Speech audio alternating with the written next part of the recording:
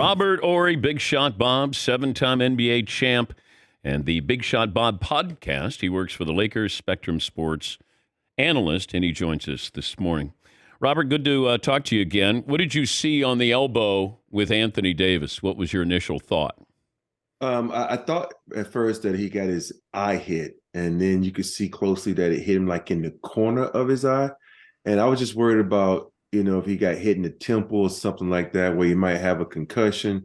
So hopefully he's fine, because every player has been hit in the eye under the basket, and it hurts really bad. So hopefully, that's something, that's not going to keep him, prevent him from playing in the next game. Well, if he has a concussion, according to the concussion protocol, he's going to sit out 48 hours. He wouldn't be able to play Friday night. Yeah, I know, and that's the thing that we're worried about. And so I just because you don't want anything like this to happen in a great series like this, because he's playing extremely well. He's showing you why he should be considered one of the best defensive players in the game. And you just want to see him back on the court, because think about it, all the injuries he's had throughout his career, and then as bad as people talk about him, you don't want him to go out like this, or the Lakers to go out like this because of something like this. Yeah, and if I understood playing your guys, but if you're down by a certain number of points, do you then put those guys on the bench? I thought around the 5-minute mark, if you're down by 12, 14, 15, maybe LeBron and AD sit down. Do you think that they would have been okay with that? I think they've been okay with that, because they still had a chance when AD went out the game. But the thing about it is, when you play in Golden State and you try to match them 3 for 3, and you can't do it, because they one of the best shooting. Well, they are the best shooting guards of all time, and so you can't match them. You got to play downhill like Draymond did, like Wiggins did, and try to get points in the paint. And the Lakers didn't do that, and that's why the Golden State Warriors were able to win that game. Why is Anthony Davis's pain tolerance questioned? I think because when you have a guy with this much talent, you think about it, there's nothing this guy can't do on the court.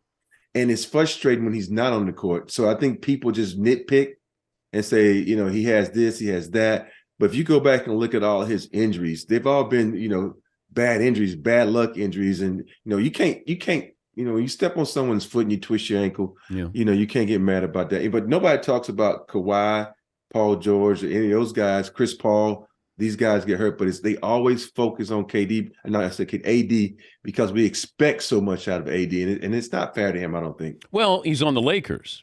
That's why it matters. If Kawhi was a Laker, then people would care about that, or Chris Paul was with the Lakers. If you're with the Lakers, if you're with LeBron, then we care more about what you do or don't do. That brand and playing with the king is bright, boy, so you got to step up at all times. How would you defend Steph Curry? I think they're doing the right job in defending him. I think they're, like I said, Wiggins and Draymond got off, because Steph can kill you from 3. You have to, it was weird how LeBron followed him to the bench. That's the way you have to play him. Your job is to stay in front of Steph, stay connected at all times, go over the top of screens, and whoever's making a screen, you better get up there and help and make somebody else beat you, because Steph is just so dangerous. And you can't go underneath the screen. No. But is there any... Okay, as far as we all know, he's the greatest shooter of all time. Who's the second greatest shooter of all time? His teammate Clay. That's it, man. And the crazy part about it is, we talk about Steph's ability to shoot, but if Steph is a 100 and Clay is a 99.9 right behind him, and I think we kind of forget about that because we missed him for the last 2 seasons with injuries. But he's still one of the greatest shooters to ever play this game. And think about it. His name is Game 6 Clay. And so Game 6, we're going to see if he can stick up to that name. But to me, he's the second greatest shooter of all time, and I'm third. Okay, game on the line. Would you pass it to Steph Curry or take the shot? No, I'm taking the shot. Okay, man. I like that. Would you pass it to Clay? No, I believe in myself, man. If I'm double team, I might. Okay. Would you pass it to Jordan? No. I don't think there's anybody I would pass to other than myself. Good. I like that. We're talking to Robert Horry, 7-time NBA champ. You start to look at careers here, and I've mentioned this isn't really a rivalry between LeBron and Steph. Correct. I mean, it's a rivalry for greatness on the greatness list. Yes. But I don't think there's a heated rivalry actually between these two franchises. But if Steph wins, he can move up. LeBron's not moving up from where he is. Would you say he's second greatest player of all time behind Mike? I say that. I say he is, the upper echelon. He can be first some days, he can be second some days. But because I played against both, I would have to go with MJ. It's not a diss to LeBron. It's just I just think when you look at the body of work that MJ had put in over the short amount of time, that he kind of gets, a foot ahead of him. But if Steph wins, I think people, I'm gonna say this and it's probably gonna bite me in the butt. That's like saying I'm better than Charles Barkley. Even though I hate him because he went to Auburn. That's just a little joke because I went to Alabama. He's still a better player than I was. I got 7 championships. I got, this, the late, great Kobe Bryant, Shaquille O'Neal, Olajuwon. I have more championships than all of those guys, but I'm not better than them. You can't really just judge a player by the championship. I played on better teams than all of those guys. That's why I have 7 championships. And it's not tennis where you're in an individual sport. And we always like to grade guys on how many chips they won. In that case, I'm the 9th greatest player of all time, but I'm not, right? I'm better than Jordan, and I'm not. And it's just being reality. And I think people always say, oh, well, he gets this chip. No. If you look at what LeBron has to do over his career, he's had to carry more teams than Steph has, because you got Clay, you got Draymond. You think you got Defensive Player of the Year. You got 3 All-Stars on one team. LeBron usually had maybe one other All-Star with him, except when he went to Miami. But I just think you just can't judge players by the chips that they won. Draymond Green, a Hall of Famer? I think he is. Anytime you win an award like Defensive Player of the Year, I think you can, you should be put in the Hall of Fame. And let's be honest, he's a champion. He's won 5 chips. He started a dynasty. Until they got Draymond and he started deboing everybody. He's helped that franchise win chips. So yes, throw him in the Hall. Yeah, it's always tricky when I think he's a Hall of Famer, but you're a really good player on a really good team. He's been recognized individually, whether it's second team All NBA or Defensive Player of the Year. How would you describe? Does anybody compare to Jokic that you played against? No. If you watch the way Jokic plays, his vision, he would almost be like a Sabonis, not this Sabonis, his dad. The way he played back in the day before he came to the States. And if you have to go back and look at the old tape of him where he can handle the rock, he could pass. When he got to the United States and started playing with Portland, you saw older Sabonis, but his passing skills were still tremendous. So I think that's the only person you can compare him to, because if you look out through the history of bigs, most of the bigs in my generation and before my generation, they were straight post players. You can have some that could pass, but not like this. And I think he is in a realm by himself. You joined the Lakers, I think, during the middle of Kobe's rookie season? Correct. First impression was what? The first impression of Kobe was, this guy's intense. This is an 18-year-old, 19-year-old kid. He's intense. And what I say about that is we in shoot-around. Shoot-arounds, when you've been in the league alone, you walk through it. He's like going through screens hard. He's getting up a sweat. And they're like, hey, man, calm down. But you can see right then he wanted to be great. Not good, but great. And the thing also about him is, if you tell him he's not good at something, he's going to be in the gym the next day working on it. He don't care if you're the best man on the team or the worst man, because he wanted to prove people wrong. Think about it. When you come in and he's not going to be that good. He's not going to be this. And he was always trying to prove people wrong. And he did it, man. He was, when you talk about the greatest, you can go some days where he's number 1 and MJ might be number 2, LeBron might be number 3. He should be always talked in that category as one of the best players ever played this game also. Because think about it. He copied the guy we call the best player of all time. He copied him to a T. So why not him being the best of all time? Yeah, I think it's interesting you bring that up, but I also think Jordan made Kobe greater. That if Kobe didn't have Mike, then, what's that motivation? Like, who am I trying to chase? And it always felt like he always had that I'm chasing Jordan. LeBron is too, but Kobe was more like Mike. He wanted to be Mike. But I do think Mike, being as great as he was, gave Kobe that incentive that's the guy I want to be or be better than.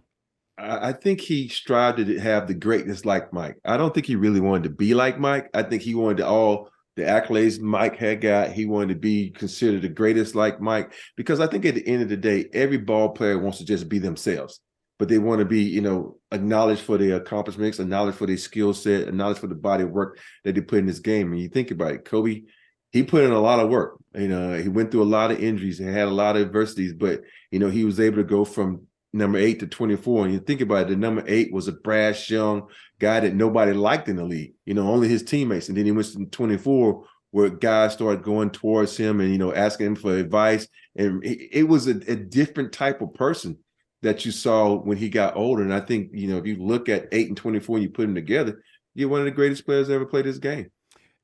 If I could take away your 7 titles. Don't do that. But you make it into the Hall of Fame, but you don't have rings. So you can have a Hall of Fame career, or you can have 7 titles. Man, I really have 7 titles, because at the end of the day, Hall of Fame don't give you anything for it. There are people in the Hall of Fame that you don't even know who they are, and I don't care about the Hall of Fame, even though I feel like I should be in it, but I don't care about it. That's probably bite me in the butt too. But at the end of the day, it's a team sport. I've done something a lot of players would never do. I've done things that only a few players have done. And, I was just thinking about this day. Yesterday, I set a record for the most threes made consecutively in a playoff game. And there's so many things that I've done in the NBA and that my teammates love me. I only have a few teammates that hate me, and that's the 12 guys from the Phoenix Suns. But I had a great career, man. I don't, the Hall of Fame is something that all my friends and family think I deserve, but I still would take the 7 championships any day over 1 ring, a Hall of Fame ring. You got any of those championship rings in that room? No, they're in the office. I mean, in my safe. I'm in the office. What's the jersey you have over your right shoulder? That's my Gary Carter jersey. I was a huge Gary Carter fan. What? Yes. When I was growing up, it's the show called The Baseball Bunch that used to come on. I played baseball. Remember that show? Yeah. And Gary Carter said he used to choke up on the bat. And I went out in a Little League game. I had 2 home runs, a triple, and a double. And I remember that to this day. And I became the hugest Gary Carter fan. That's when he was with the Expos, and then he got traded to the Mets. And he heard that story. And before he passed away, he signed a jersey for me and cool. Gave it to me. So I keep it. I travel with it because that, me, for someone to hear your story and say thank you, it means a lot, because there are a lot of great athletes that can hear these stories and just, wave and keep moving. But I'm a huge, Gary Carter fan. God rest his soul. Did Shaq used to run around naked when he was with the Lakers? Can you confirm that story, Robert? That is a true story. We are getting ready for practice one day, and we like, where's Shaq? And all of a sudden, he just runs onto the court with just his shoes and socks on, butt naked, and then runs back off the court. That was the days before camera phones. And it's also a picture of him standing beside Rick with his shorts and everything pulled up in his butt cheeks. So, he's. The thing about Shaq, though, he was a character. He kept it light, but it's not many guys that can turn the switch on, go from being funny to being a monster on the court. And he was one of those guys that could flip that switch really quick, go from being a silly guy, fun-loving guy, to a guy who would, knock your head off. But I always wonder, and I thought that, 3 titles, but that we would look back on what they should have won. How couldn't Shaq have been the fun-loving guy and coexisted with Kobe? I think so. I think, if you look back at the Laker team that lost to Detroit, they were missing a lot of things. They were missing guys like Rick Fox, myself, that kind of kept that team together, because we could go to Kobe and talk to him. We could go to Shaq and talk to him, and we can bring the team together. And when you bring in outsiders like Karl Malone and Gary Payton, not saying that they didn't have the same relationship. I'm not saying they were bad for the organization. They didn't have the same relationship that we had with Shaq and Kobe. Because think about it, most of us has been there for 7 years with those guys. Yeah. And so we was able to talk and keep things together. And I hate that they broke up that team. Even though they went to the finals, they broke up that team. They didn't give us a chance. We three-peated, and then we lost to a great team in the San Antonio Spurs. And it's, they're old. Let's break them up, But you just add pieces to what you have. They literally broke up the team, and I hate that they did it, but Kobe got back on top, Shaq got back on top, but not before I did. Tim Duncan, a top 10 player of all time?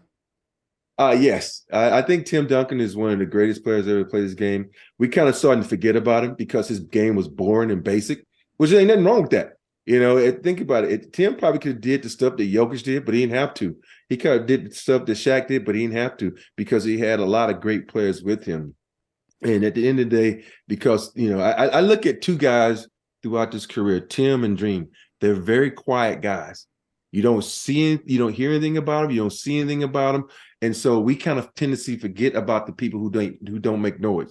And to me, those two guys are always going to be top 10, but we forget about them because we don't hear anything about them. We don't talk about it. But we always going to compare, he's Tim Duncan, he got the footwork of Dream. But these two guys are probably the two of the best big men ever to play the game. No, I love Dream. I thought he had a point guard footwork. He had touch. Big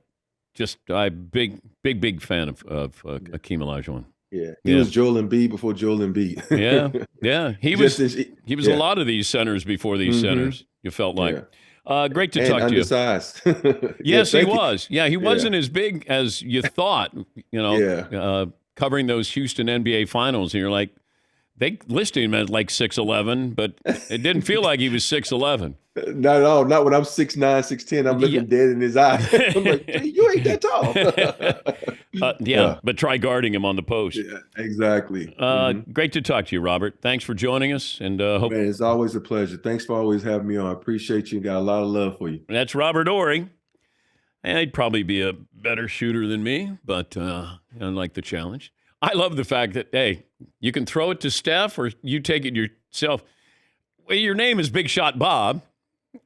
He's one of the few guys who can get away with that.